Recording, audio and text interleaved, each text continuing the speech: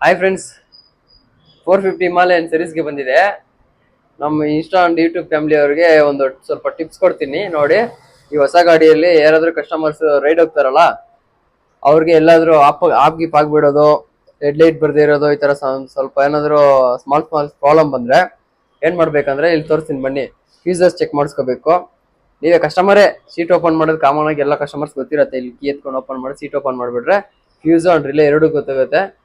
Fuse ಇಲ್ಲಿ ಗೊತ್ತಾಗತ್ತೆ, ಇಲ್ಲಿ ಅದ್ರ ಮೇಲೆ ಬರ್ದಿರ್ತಾರೆ, ಮೆನ್ಷನ್ ಮಾಡಿರ್ತಾರೆ ಯಾವ ಫ್ಯೂಸ್ ಏನು ಅಂತ. ಅಲ್ಲಿ ಚೆಕ್ ಮಾಡ್ಕೊಂಡು ನೋಡಿ ಗೊತ್ತಾಗತ್ತೆ.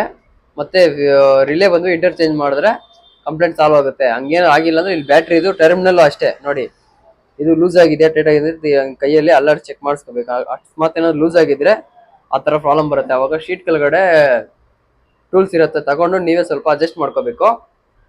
ಆವಾಗ ಸ್ವಲ್ಪ ಎಮರ್ಜೆನ್ಸಿ ಕೇಸಸ್ ಇಂದ ಆಚೆ ಬರ್ತೀರಾ ನೀವು.